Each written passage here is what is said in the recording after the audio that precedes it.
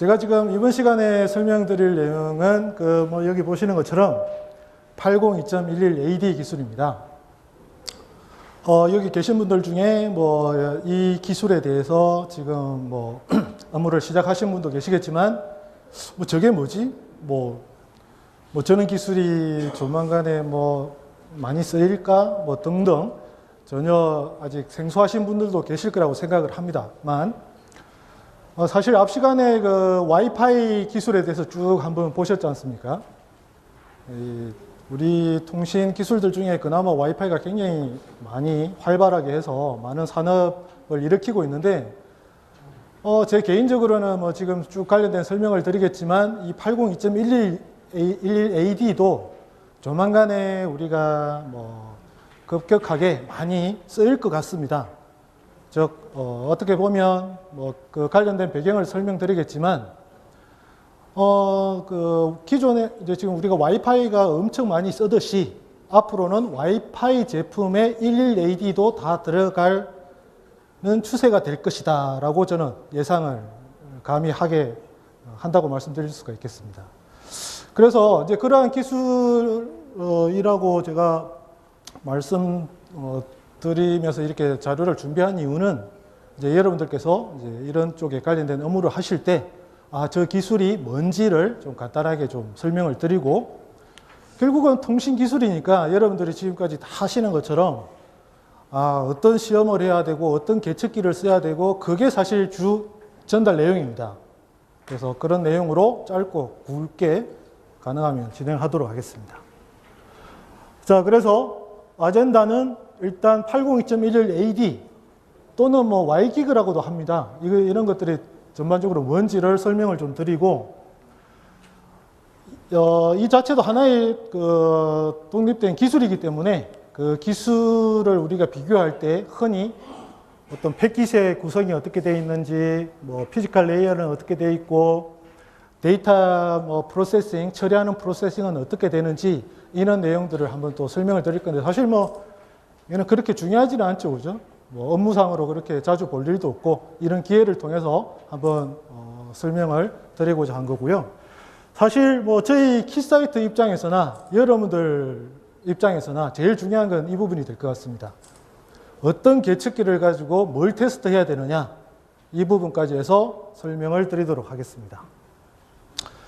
자, 802.11AD라고 하는 기술은 아시는 분들은 잘 아시겠지만, 우리가 현재 와이어리스 랜 쪽에 주로 사용하는 게 2.4기가와 5기가 대역인데, 이러한 와이파이 기술이 항상 지향하는, 이는 무선 통신이 지향하는 게 있습니다. 바로 대용량 데이터 전송 또는 대용량 영상 신호 전송, 뭐든지 대용량으로 보내고자 하는 게 주 목표들이 계속되고 있는데, 이 2.4기가, 5기가 대역은 이미 너무 포화가 되어 있고, 그리고 대용량 신호를 보내기에는 자원이 부족합니다.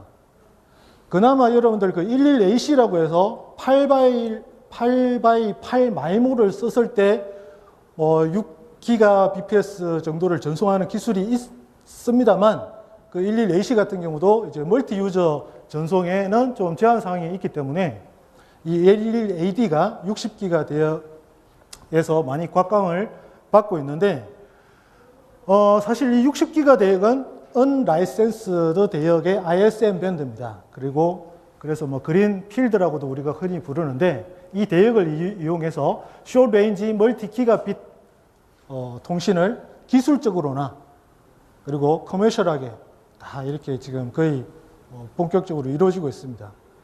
그러한 본격적인 11AD 시장이 열릴 거라고 느껴지는 거에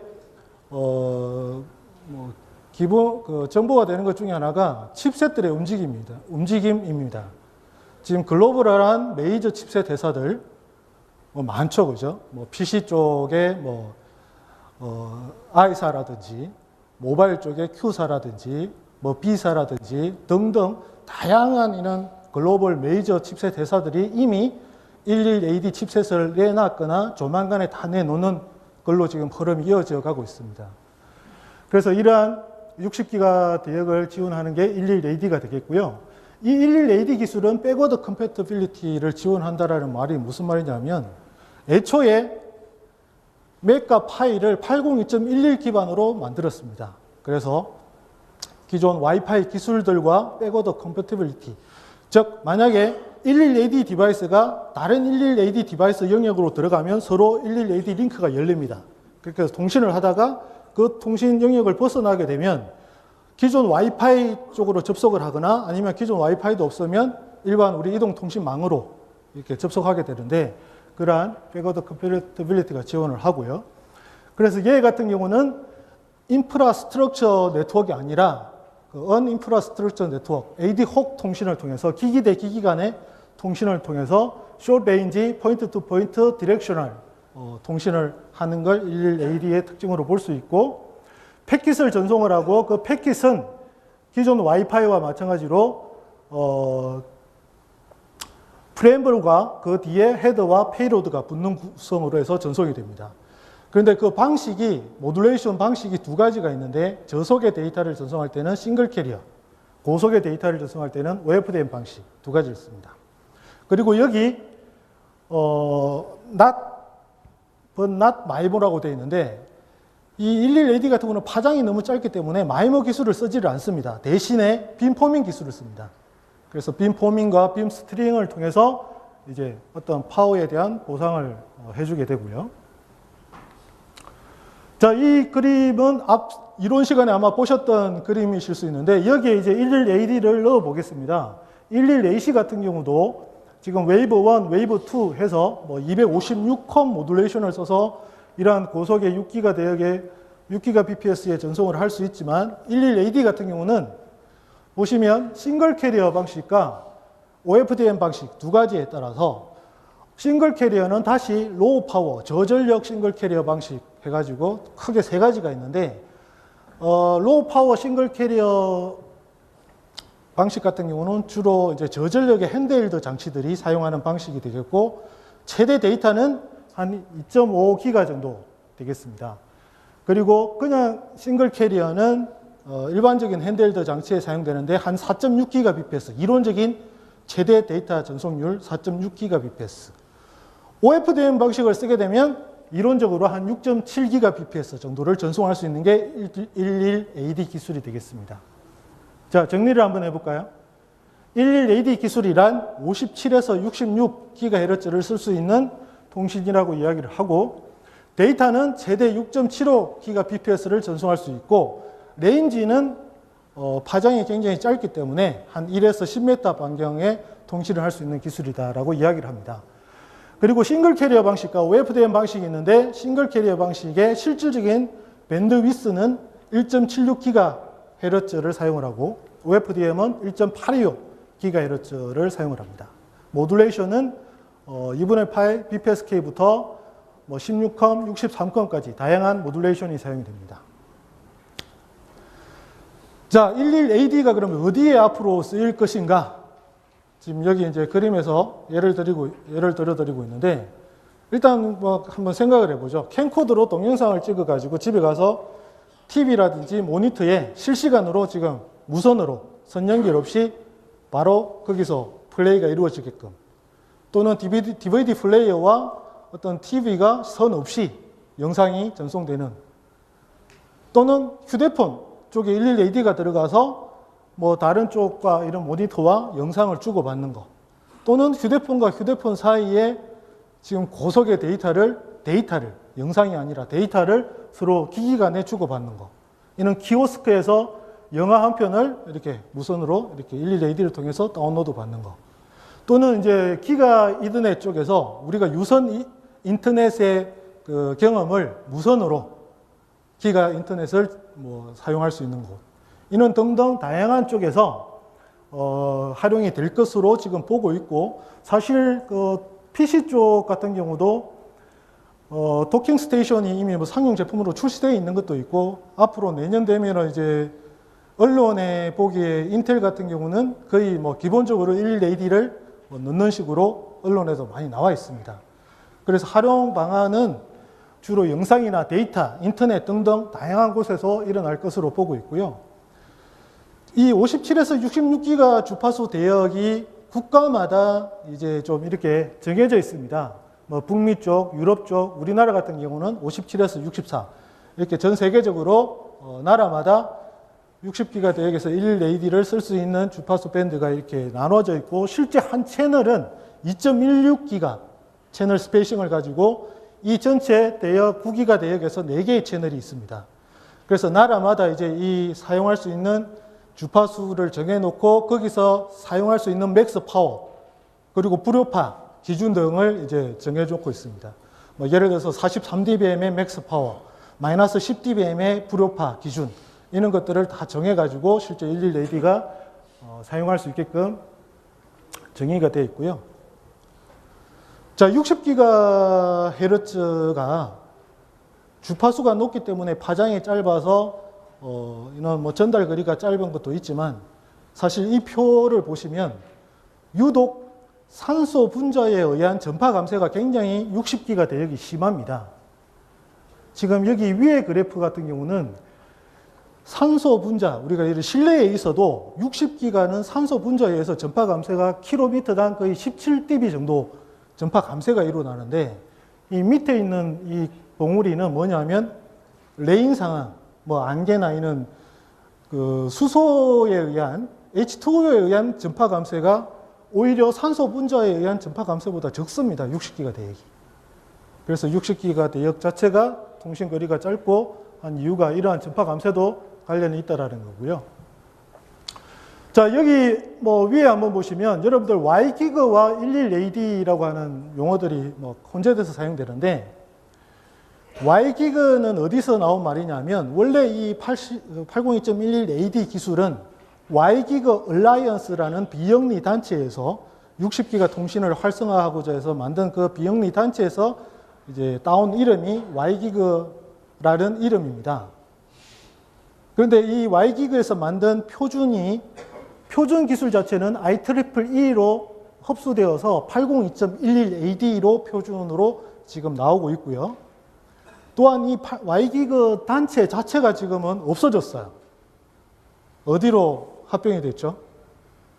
와이파이 얼라이언스, 기존 와이어리스 랜을 주도하는 와이파이 얼라이언스로 흡수가 됐습니다. 그 단체도 흡수가 되어버렸고, 기술은 그걸 근간으로 IEEE에서 지금 표준을 만들었고, 지금 그 와이파이 같은 경우는 우리가 인증 로그를 받지 않습니까? 서티. Y기그 인증도 곧 진행될 겁니다. 이 Y기그 얼라이언스가 와이파이 얼라이언스에 2003년도에 합병이 됐는데, 사실 그때 와이파이 얼라이언스가 조만간에 Y기그 인정 서티를 실행할 걸로 했는데, 사실 제가 알기로는 아직도 뭐 본격적인 시행은 안 하고 있습니다. 여러분들 그 다음 주 화요일 날 분당 TTA에서 와이파이 얼라이언스 서울 심포지엄이 열립니다. 저도 갈 생각인데요. 이제 거기서 뭐 아마 구체적인 11AD 서티에 대한 일정이나 뭐 11AD 전반에 대한 그런 뭐 심포지엄이 열릴 건데, 아마 그때 좀 구체적인 인정 시기를 아마 알 수 있지 않을까 생각을 하고요.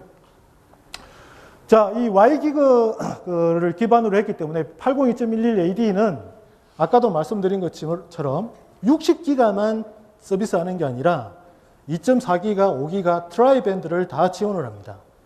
그래서 60기가 통신이 끊어지면 패스트 세션 트랜스퍼라고 하는 기술을 통해서 빠르게 다른 기존 와이파이로 전환할 수 있는 그런 걸 지원을 하고요. 그래서 대부분의 이제 앞으로 칩셋들이 와이파이 칩셋이나 Y기그 칩셋, 11AD 칩셋은 트라이밴드를 다 지원할 것으로 보시면 되겠습니다. 자, 그리고 여기 또 좀 특별한 기술이 하나 있는데, PAR이라고 하는 프로토콜 어댑션 레이어라고 하는 이 기술이 802.11AD의 독특한 부분 중에 하나입니다. 얘는 지금 기본적으로 이제 얘도 그 802.11 계열의 그 맥과 파일을 기반으로 하기 때문에 IP 통신은 가능하고요. 그리고 오디오, 비디오 프로토콜 어댑션 레이어, 그리고 인풋 아웃풋 프로토콜 어댑션 레이어를 통해서 무선으로, 유선이 아닌 무선으로 디스플레이 포트와 HDMI, PCI 익스프레스, USB 등을 지원을 하게 됩니다. 이 프로토콜 어댑션 레이어라는 부분을 통해서. 자, 그러면 바로 이어서 이 802.11ad가 피지컬 레이어가 어떻게 되어 있고 패킷 구성이나 내용이 어떻게 되어 있는지 한번 보도록 하겠습니다. 지금 보시는 것처럼 크게 네 가지 방식이 있는데 컨트롤 파이와 싱글 캐리어 파이, 로우 파워 싱글 캐리어, OFDM 파이가 있는데 기본적인 구성은 다 거의 같습니다. 앞쪽에 프레임블, 그리고 가운데 헤더, 뒤에 데이터. 이러한 기본적인 구성은 같은데 그 속에 실질적인 데이터 내용은 조금씩 이제 달라지게 되고요. 일단 지금 이 컨트롤 파이 같은 경우는 주로 이제 비콘 전송이나 아니면 빔을 형성하는 초기에 주고받는 정보들을 여기를 통해서 보내게 되고요. 그리고 이 싱글 캐리어 파이 같은 경우는 크게 이제 뭐 핸드헬드 장치나 저전력 핸드헬드 장치 등의 정보를 전송할 때 사용이 됩니다. 그리고 OFDM 파이 같은 경우는 이제 그 고속의 데이터를 전송해야 되는 그런 어플리케이션에서 사용을 하게 됩니다. 자, 먼저 앞쪽에 있는 프레임블, 뭐 이런 구성은 앞 시간에 그 와이파이 시간에도 쭉 보셨던 것처럼 뭐 유사한 형태인데 이 프레임블이 하는 역할은 뭐 잘 아시겠지만 숏 트레이닝 필드와 채널을 추정하는 채널 에스티메이션이 들어가 있습니다. 그래서 숏 트레이닝 필드 같은 경우는 이제 흔히 오토 게인 컨트롤이라든지 패킷을 검출한다거나 아니면 뭐 타임 싱크라든지 주파수 옵셋 뭐 조정이라든지 이런 역할을 이제 하게 되고요. 얘 같은 경우는 실제적인 이제 채널 상황에 대한 채널 에스티메이션을 통해서 데이터를 제대로 수신하기 위한 그런 역할을 하게 되고요. 그런데 이러한 그 프레임블 부분에 사용되는 특수 코드가 있습니다. 그게 뭐냐면 골레이 컴플리멘터리 시퀀스라고 하는 코드가 사용이 되는데 이 골레이 코드 자체의 특성이 굉장히 컴플리멘터리, 상보적인 특성이 굉장히 뛰어나기 때문에 이러한 숏 트레이닝 정보를 보낸다거나 아니면 채널 에스티메이션 이런 정보를 보낼 때 뭐 싱크나 데이터 스프레딩, 채널 에스티메이션, 트래킹, 빔포밍 트레이닝 이런 정보를 보낼 때 굉장히 우수한 성능을 나타내는 코드로서 11AD에서 지금 사용이 되고 있습니다. 자, 다음으로 이제 헤드라는 부분이 이어서 나오는데 이 헤드는 뒤쪽에 나오는 데이터에 대한 뭐 모듈레이션 코딩 스킴이 어떻다, 데이터 랭스가 어떻다 이런 정보들을 보내는 구간이 들어가 있고요. 그리고 바로 이어서 데이터, 실질적인 정보들을 보내는 데이터 구간이 다양한 모듈레이션 방식에 따라서 전송이 되게 됩니다. 이 데이터 부분은 이제 우리가 기존 모든 통신들과 마찬가지로 어떻게 구분이 되냐면 모듈레이션 코딩 스킴에 의해서 구분이 되는데 모듈레이션 코딩 스킴 번호가 0번부터 31번까지 있습니다. 이 중에서 맨더토리는 0번부터 4번까지는 반드시 지원을 해야 되고 그 11AD 제품이 OFDM을 지원을 하게 되면 13번부터 16번 지금 OFDM에 적용되는 모듈레이션 코딩 스킴이 13번부터 24번까지인데 13번부터 16번까지 지원을 하게 됩니다.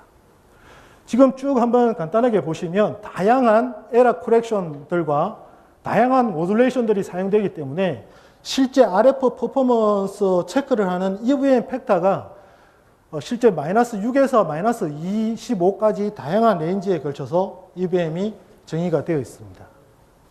그래서 이러한 모듈레이션 코딩 스킴을 뭘 쓰느냐에 따라서 실질적인 데이터가 385메가에서 6.7GBps까지 전송하게 됩니다. 자, 이 부분은 이제 실제 그러한 데이터가 이제 전송이 되기 위해서 이제 뭐 데이터 암호화라든지 데이터가 반복되거나 뭐 이런 부분을 이제 조정하는 스크램블러부터 시작해가지고 인코더, 리피티션, 모듈레이션, 스프레딩, 업 컨버전까지 MCS 0번, 컨트롤 파일을 전송하는 MCS 0번, 그리고 싱글 캐리어 파일을 전송하는 MCS 1번부터 12번, OFDM, 로우 파워 싱글 캐리어를 전송하는 이런 각각의 피지컬 레이어 채널들이 어떻게 데이터 프로세싱이 이루어지는지를 지금 한 슬라이드에서 이렇게 비교를 해놨고요. 하나씩 보시게 되면 MCS 0번 컨트롤 파일 같은 경우는 예를 들어서 비콘을 전송할 때 2분의 파이 D BPSK 모듈레이션과 데이터 레이트는 27.5메가 그리고 RRC 필터를 이용한 EVM이 정의가 되어 있는 이런 특징을 가지고 있고요. 싱글 캐리어 파이도 똑같습니다. 실제 심볼 레이트 1.76, 실제 밴드위스도 1.76 기가 헤럴츠를 사용하고 데이터는 4.62 기가 bps까지 전송을 하고 여러 가지 BPSK부터 16컴까지 모듈레이션이 쓰이고 OFDM 같은 경우는 이제 OFDM 서브 캐리어를 이용하기 때문에 이제 널 서브 캐리어, 파일럿 서브 캐리어, 데이터 서브 캐리어 등등 이런 이제 특정 형태로 해가지고 데이터가 실제 이제 서브 캐리어들이 사용이 되고 6.75 기가 bps 데이터 전송과 전류 대역폭은 1.825 다양한 이러한 모듈레이션 기법들이 사용이 되게 됩니다. 자, 다음으로 빔포밍에 대해서 한번 보시게 되면 이 802.11 AD 기술은 굉장히 파장이 짧아서 전파 거리가 짧기 때문에 그걸 만회하는 어떤 기술로 빔포밍을 사용을 하게 되는데, 즉 빔의 방향과 빔의 세기와 위상 등을 이제 조정해서 이제 데이터 전송을 효율을 높이겠다라는 거죠. 근데 이 빔포밍 자체는 옵셔널입니다. 하지만 수신기는 반드시 빔포밍 프로토콜을 지원을 해야 되고, 즉 송신 쪽에서 오는 그 어떤 패킷의 어떤 디렉션에 대한 어떤 정보를 퀄리티를 계속 리포트를 해가지고 송신 쪽에서 빔포밍을 지원을 하게 되면 송신과 수신이 서로 간에 같은 빔 디렉션을 이용해서 데이터를 전달을 하기 위해서 이러한 빔포밍이 사용이 되게 됩니다. 자, 그래서 이제 모듈레이션 기법이 싱글 캐리어와 OFDM 방식이 있다고 말씀을 드렸고, 그걸 요약 정리한 표로 싱글 캐리어는 이러한 표를 통해서 정리를 했습니다. OFDM 방식은 이제 이렇게 해서 일목요연하게 정리가 되어 있어서 참고로 보시면 되겠고요. 자, 그럼 다음으로 마지막으로 이제 제일 중요한 11AD를 이제 여러분들께서 본격적으로 하시게 됐다. 그러면 어떤 과제가 있을까? 그리고 어떤 계측기를 써야 될까? 어떤 시험을 해야 될까? 자, 일단 802.11AD는 여러분들께서도 잘 아시겠지만 밀리미터 웨이브 테크놀로지입니다. 주파수가 기존보다 너무 높아졌죠. 그죠? 그래서 여러 가지 미스매치, 스큐, 케이블 랭스에 의한 문제들, 이런 것들부터 시작해서 계측기 쪽이나 이런 컴포넌트 입장에서도 보면 대역이 2기가에 해당하는 모듈레이션 대역을 쓴다라는 자체도 큰 챌린지한 부분이고요.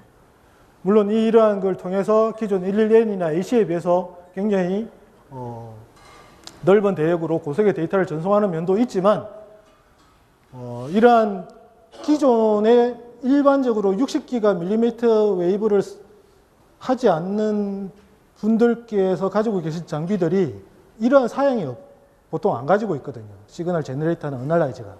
그래서 그러한 부분에 있어서도 굉장히 좀 고려해야 될 부분이고요. 또 하나, 실제 시험을 할 때 60GHz는 사실 커넥트하기가 굉장히 곤란합니다. 그래서 시험 자체가 OTA, 오브 더 에어를 이용해서 시험을 하게 되고, 그리고 굉장히 패스 로스가 이제 에어 로스라든지 패스 로스 굉장히 심하고, 그리고 멀티패스에 의한 영향도 굉장히 민감하게 받을 수 있기 때문에 그런 부분들이 다양하게 고려가 돼야 되고요. 그리고 실제 파일을 여러분들이 설계하고 시험하는 데 있어서도 여러 가지 페이저 스테빌리티, 주파수, 커드로체라, DC, 에러, IQ 미스매치, 파워 이런 부분들에 있어서 많은 문제점들이 내포가 되어 있고 고려해야 될 부분이 많습니다.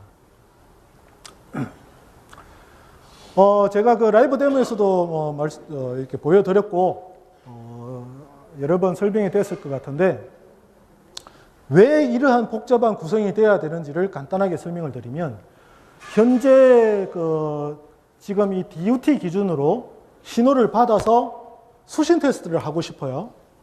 기존의 벡터 시그널 제너레이터는 최대 주파수가 44기가까지밖에 지금 만들 수가 없습니다. 60기가를 바로 못 만드는 상황이고요. 그리고 그 벡터 시그널 제너레이터 내부에 있는 베이스밴드 제너레이터가 일반적으로 현재 나와 있는 그 최고 사양이 160메가입니다. 이 60기가 11AD하고는 좀 차이가 많죠. 그래서 이제 전용 베이스밴드 제너레이터를 이용해서 신호를 만들고 그 IQ를 RF 모듈레이션 걸어서 60기가에서 실제 쏘려고 하면 이러한 업 컨버터를 통해서 쏘게 되고 그 속에 들어가는 IQ 표준 신호에 대한 컨피규레이션은 아까 81199A라는 소프트웨어에서 다 설정해서 이 신호를 만들어라고 여기에 명령을 주면 쭉 진행이 되게 됩니다. 그럼 그걸 가지고 이제 수신 테스트, PER 테스트를 하게 되고요. 자, 다음으로 DUT에서 이제 60기가 특정 주파수를 통해서 신호를 쏘고 있습니다. 그 신호가 제대로 지금 나오고 있는지 보려고 하면 일반 스펙트럼 어널라이저가 저희 키사이트 같은 경우는 지금 현재 최대 현재 50기가까지 받을 수가 있습니다. 그래서 이 60기가를 현재 바로 못 받는 제한 사항이 있고요. 스코프 같은 경우는 저희들이 Z 시리즈라고 해가지고 63기가까지 받을 수가 있는데 63기가 애매하죠, 그죠? 아까 11AD가 57에서 66이라고 말씀드렸지 않습니까? 그래서 이제 1번, 2번 채널 정도는 바로 물려서 하실 수 있는데 3번, 4번은 좀 하시기가 제한 사항이 있기 때문에 이러한 다운 컨버터를 통해서 60기가를 5기가로 낮춰서 그러면 이 스코프 사용도 좀 낮추셔도 됩니다. 그래서 IF 주파수를 가지고 이제 실제 이러한 뭐 컨스텔레이션이나 EVM이나 여러 가지 에라 성분들을 보실 수가 있는 이게 이 전체 구성의 의미가 되겠고요. 자, 여기서 보셨던 그 81199A라고 하는 소프트웨어가 이제 컨트롤 타워 역할을 하게 되는데 여기는 주로 60기가에 관련된 11AD, 와이어리스 HD 등등 뭐 이런 여러 가지 표준들을 옵션으로 해가지고 지원을 하고 있고 802.11AD 같은 경우는 802.11AD 2012년 규격 버전으로 해서 신호를 만들고 분석하게끔 되어 있습니다. 그래서 싱글 캐리어, OFDM, 그리고 MCS 32까지 다 지원을 하고 있고요. 자, 이게 그림이고, 이 상단 부분이 이제 뭐 상단, 하단, 이거는 뭐 얼마든지 이렇게 줌인, 줌아웃 이렇게 조정하실 수 있고요. 신호를 제너레이션 하는 쪽에 관련된 컨트롤을 다 하실 수 있고, 신호를 분석하는 쪽에 관련된 컨트롤이나 결과를 보실 수 있는 걸 유연하게 조정해서 하실 수 있습니다. 신호를 만드는 쪽에서 MCS를 뭘 하고 싶다. 0번부터 31번까지 32개의 MCS 다 선택하실 수가 있고 몇 개의 패킷을 쏘고 싶다 등등 뭐 필터는 어떤 걸 하고 싶고 필터 알파 개수는 뭘 하고 싶고 등등 이런 세부적인 사양 세팅을 다 하실 수 있고요. 결과창은 지금 여기 4개만 보고 계시지만 스펙트럼, 타임 도메인, IQ 컨스텔레이션 뿐만 아니라 여기에 있는 여러 가지 결과들을 제목란을 더블 클릭해서 다양하게 바꿔서 결과를 보실 수 있습니다. 그리고 더불어서 이 81199A라고 하는 소프트웨어는 여러분들 저희 키사이트의 VSA 소프트웨어 89601이라고 하는 VSA 소프트웨어를 연동해서 돌아가기 때문에 그 89601 VSA 소프트웨어를 중간에 띄우시게 되면 이렇게 중간에 띄우시게 되면 기존에 이 소프트웨어로 보셨던 여러 가지 기능은 그대로 다 하실 수가 있습니다. 이제 실제 복조 처리만 여기서 최종적으로 한다 뿐이지 타임 도메인, 주파수 도메인, 이러한 스펙트로그램 등등 다양한 것들을 여기서 다 보실 수가 있습니다. 자, 그러면 마지막으로 802.11AD를 이제 여러분들께서 본격적으로 하시게 됐습니다. 뭘 시험을 해야 되느냐? 지금 여기 보시는 것처럼 기존 와이파이와 거의 똑같습니다. 뭐, 지금 스펙트럼 마스크, 주파수 토러런스, 그리고 센터 프리퀀시 뭐 컨버전스, 클락, 뭐 리키지, 램프업, 램프다운, 뭐 맥시멈 인풋 센시티비티, 나머지 EVM 똑같습니다. 사실 뭐 이 항목 하나하나에 대한 설명을 드리는 것은 크게 의미가 없을 것 같고요. 쭉 한번 살펴보도록 하죠. 이게 이제 2012년도 11AD 스펙 기반으로 RF 송신 수신 항목을 이렇게 정리한 거고요. 자, 트랜스밋 마스크. 지금 채널을 플러스 마이너스 0.94GHz, 그러니까 1.88GHz 폭이 되겠죠. 그걸 기준으로 해서 양쪽에 플러스 마이너스 3.06GHz 옵셋까지 이렇게 옵셋별로 해가지고 이 리밋을 만족하는지 보는 스펙트럼 마스크. 이제 이런 것들이 기존 와이어리스 랜과는 비교가 안 될 만큼 주파수 옵셋이 크고 뭐 그런 차이가 있죠, 그죠? 하도 이제 넓은 밴드위스를 쓰다 보니까. 자, 센터 주파수가 얼마만큼 흔들리는지, 그리고 패킷의 그 패킷 스타트의 0.9 마이크로세컨드 안에 있는 그 신호가 1ppm 안에 들어오는지, 뭐 컨버전스 항목, 그리고 센터 심벌 클락이 20ppm 안에 들어오는지, 그리고 리키지가 마이너스 23dB를 초과하지 않는지, 램프업, 램프다운, 이거는 어디에 해당되는 측정이죠? 11AD의 싱글 캐리어, OFDM이 아니고, 그죠?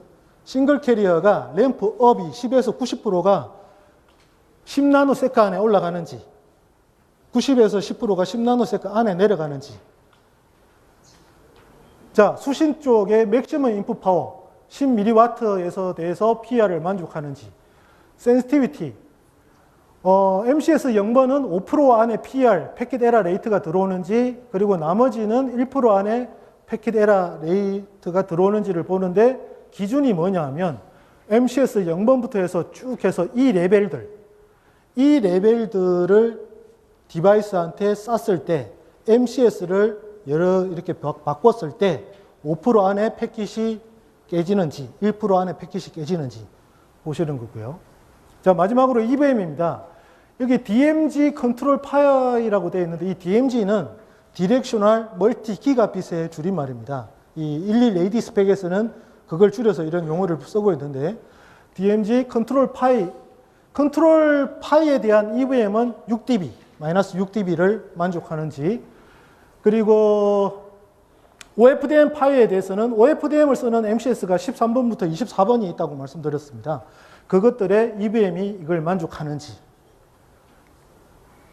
자, TX 플래트니스, 이건 어디에 해당되죠? 아까 램프업, 램프다운이 싱글 캐리어 방식에 적용되는 측정 항목이라고 하면, 플래트니스는 OFDM 방식, 조금 전에 보셨던 MCS, OFDM MCS에 대해서 보는 서브 캐리어가 평탄한지 보는 플래트니스 항목이, 이거 이 마이너스 뭐 147에서 뭐 얼마 이거는 이제 서브 캐리어 숫자를 말하죠, 그죠? DC 기준으로 서브 캐리어 번호를 매겨서 그 플래트니스가 몇 dB 안에, 플러스 마이너스 몇 dB 안에, 플러스 마이너스 몇 dB 안에 들어오는지 보는 거고요. 자, 그리고 싱글 캐리어 파이 EVM은 MCS 6번부터 12번까지 해서 이러한 EVM 스펙을 만족하는지, 로우 파워 싱글 캐리어 파이는 6번부터 12번까지 해서 이걸 만족하는지. 제가 그 방금 RF 항목들을 일부러 좀 뭐 이렇게 빨리 지나간 것도 있지만, 사실 뭐 자세하게 설명드리는 것보다 오히려 기존 와이파이와 크게 다를 게 없다라는 걸 뭐 굳이 말씀을 드리고 싶고요. 그러한 항목들에 대한 시험 자체는 결과는 굉장히 파악하기 쉬운데, 이제 사용해야 될 계측기들이 기존 와이파이보다는 좀 복잡하고 까다로운 면이 유독 60기가와 2기가 밴드위스라고 하는 이 특징 때문에 있다라는 그 점이고요. 자, 그래서 마지막 서머리가 되겠는데, 자, 11AD는 기존 와이파이 계열의 통신들이 계속 이렇게 확장되는 하나의 기술로 보실 수가 있겠고, 결국 이 시장에서 요구하는 고속의 데이터, 그래서 이론적으로 6.75GBps를 이용해서 영상이나 데이터나 이런 걸 전송하고자 하는 게 목표가 되겠고, 지금 와이파이 얼라이언스에서 Y기가 30를 시작을 할 겁니다. 아마 올해 중에는 시작할 것으로 보고 있고요. 그래서 뭐 아까 서두에서도 말씀드렸지만, 저는 개인적으로 사실 뭐 올해 아니면 내년, 그리고 1, 2년 안에는 아마 거의 폭발적으로 11AD가 기존 와이파이와 묶여서 시장이 성장하지 않을까 개인적으로 예상을 하고 있습니다.